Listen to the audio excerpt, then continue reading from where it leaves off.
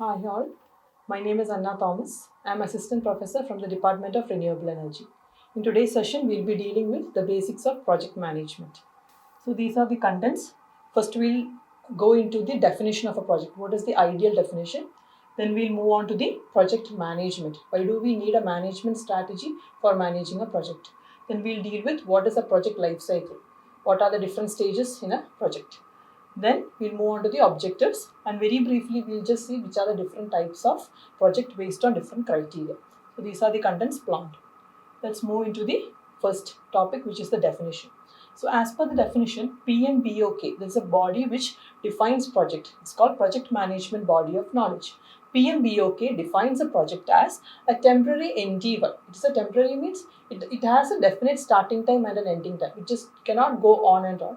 So it is a temporary endeavor and it is undertaken to create a particular product, any particular product or any particular service. So that is the main definition of a project. It should be temporary. It is temporary because it has a definite starting time and ending time. Every project, we have all come across projects starting right from our school life, in our college, as well as in when you get into an organization. Everywhere we have to deal with different types of projects, right?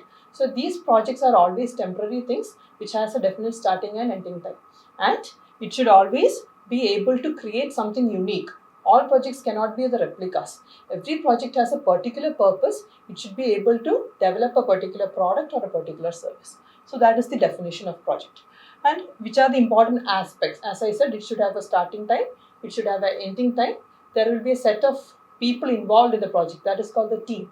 And each of the members of the team will have defined responsibilities. Okay, then this just as I said, we have a starting and ending time. There is also cost involved. It is called the budget, the amount of money that has to be invested into the project. That is another one aspect. Then there are different types of people involved. There could be technical people. There are people who are dealing with the HR, the human resource people. So such are called the parties involved. Then also there are parties to which you are giving a person takes a contract and a company does it for a particular organization. So that is called the parties involved. We have different types of categories of people involved in a project. Then there is a budget, a starting and ending time, and it has a unique purpose. Okay, so this is the definition. Then what is management? Why do we need management? Every project has a plan. You have an idea. You are trying to conceive that idea into implementing stage. You do all the things, you do the monitoring of the project, and finally you reach the closure. So that is called the project entire life cycle. So this has to be properly managed so that the project is completed within the stipulated time. So this planning of the project is called the project management, or you can say it is the planning of the plan. It is a methodical approach. You are using all your skills, the tools, inventories, everything you are putting into thought on how will you complete it. You have a small idea, you will properly define that idea, you will decide in how many stages you are going to complete the idea, and finally you close the project, terminate the project. Okay. So the entire process of controlling the operations of a project is called project management. This depicts the life cycle of a project. In pictorially, you can see which are the different stages involved. The first stage, as I said, is the project initiation. It could be any simple idea. From that idea, you are going to develop the project. So that is called the project initiation. After that, you move on to the project planning. So this idea has to be executed. So what are the different stages involved? That is called the planning stage. Then we have the detail.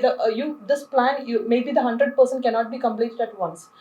Maybe the first 2 years you will reach only the 50%. After that, you will have to slowly move to the next 20%, and like that. There is a tenure for this project, as I said. So that has to be planned detailedly, and that will lead to the completion. So first is the initiation. After that, you make a plan. According to the plan, you implement. That is called the execution phase. After that, closure. So in between all these stages, you need proper communication.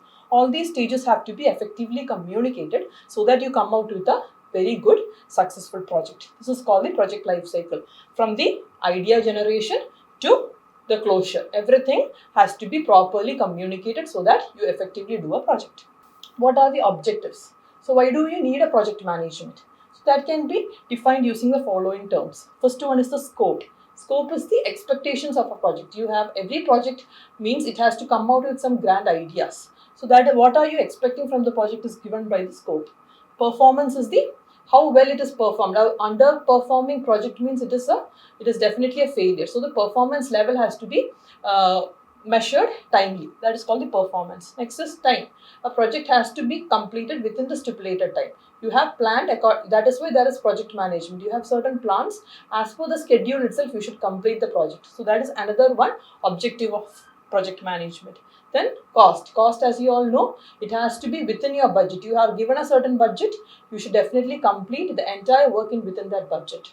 So that can be represented as cost is a function of performance, time and scope, which means any of the factor which increases, if the time of the project increases, naturally the cost will increase, because you have to pay for the laborers, you have to pay for the raw materials, everything will go. So cost is always a function of all these products. One is time, another is scope. Once you put on more expectations on the project is expanding, it goes on and on and on. So always remember that cost should always be within the planned stage of a project. Here we define the objective in the terms of scope, performance, time and cost. There is another one approach which is called the SMART approach. Here S stands for specific. Specific means it has a definite, unique purpose. That is why it is called a specific project. Next, it should be measurable. Measurable as in you need to quantify it. What is the output? The output should be visible. So that is called the quantifiable property of a project. It should be a measurable project. It should be attainable. Always it should be realistic and attainable. Attainable means you have a plan. This is the end of the project, or this should be the goal, and that has to be attained. Only then you can call a project a successful project. Then we have realistic. It should never be an superficial thing. The realistic means you should understand the circumstances, the scenarios, and then accordingly execute the project. Hence it is called a realistic project. And definitely there should be a time limit. Time limit means a starting date, there should be an ending date. Within that, you should complete the project. The last topic, which is the classification. As I said, we can classify the projects depending on different criteria. Okay, first one is the classification based on duration, or the time which you take to do the project. Based on that, there are three types of projects. One is long term, then there is medium term, and finally short term. The long term projects are the ones which take more than 10 years. Okay, 10 years, so that is massive. It's a huge project. A lot of people are involved, a lot of cash is involved, proper planning is required. Such projects are called long-term projects, which takes a time, more than 10 years. And when the life of the project is between 5 to 10 years, we call them medium projects or mid-term projects. Those will take nearly 5 to 10 years, and projects with life less than 5 years are called short-term projects. That is one type of classification. Next one is the classification based on investment. The amount of money that is put into the project, that also depends on the amount of money. So there are three types, which are high investment, medium investment and low investment. When the amount of money put is about 20 crores, we call them high investment projects. When it is between 5 to 20, it is medium investment, and the amount when is below 5 crore, they are classified as low investment projects. Then based on ownership, so who is in charge of the project? There could be projects which are handled solely by the government, it could be solely by the private parties, or a proprietorship, or even public and cooperative sector. So depending on who takes in charge or who is investing, not just the investor, but the parties who are gaining the benefit out of it, parties who have taken the initiation to do the project, it is called the ownership peculiarity of that project. So based on ownership, it could be a public, government sector, a corporate, cooperative, or a partnership firm. It could be private, public, government, or a corporate project. So that is how one classification is done. And there is another one based on risk. So we all know every project isn't 100% successful. There could be ups and downs. So depending upon the risk category, we have classified it into three. First one is the green field. So from the name, we know green field means those are the projects which are started by entrepreneurs, or the fresh projects or grassroots level projects, those people who haven't had much idea of doing a project, the first timers. The projects done by the first timers are called greenfield projects. So there the risk category is very high because they do not have much of expertise on how to do these projects. Such ones are called greenfield, and the success rate of such projects are comparatively less because they are started by fresh entrepreneur. It could go either ways. It could be a success or it could even be a failure. So the lack of expertise is there, so it is high risk. The next one is the brownfield. So brownfield means these projects have a capacity to expand. Okay, expansion means they can go either ways. Take an example of a factory which produces say mango juice. Okay, so in that case, Now the company has decided to source these instead of they may be taking the pulp from some other company and producing the mango juice. So they decided to expand as in they decided to take the product, which is mango is the raw material used for making the juice. So they decided to develop a farm which can produce mangoes. So in that case, you are actually, instead of procuring the raw materials from elsewhere, they have increased their capacity to bring in more objects, or the raw materials itself is being produced by them. In such cases, we are saying in a general term, we can say they are expanding their factory or the production. In either terms, in terms of quantity, they could expand, or in terms of developing the raw materials used itself, they can source it from themselves. Such cases, we can call them brownfield projects. So these are the different types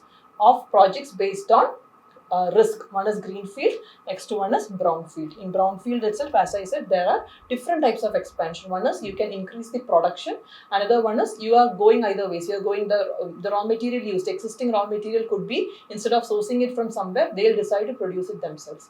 So in such cases, we can say there are two types. One is the vertical integration, you are going forward, and another one is the backward integration. Okay, so these are the different types of projects based on their risk.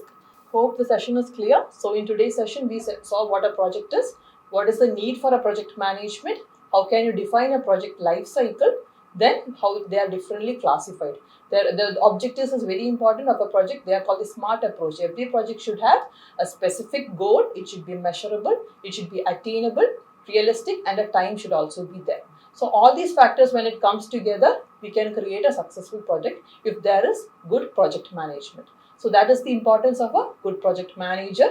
In every organization or every project will definitely have a project manager, and you should be able to build a strong team. So these are the basic things you should be aware of when a project management is done. Hope the session is clear. Thank you.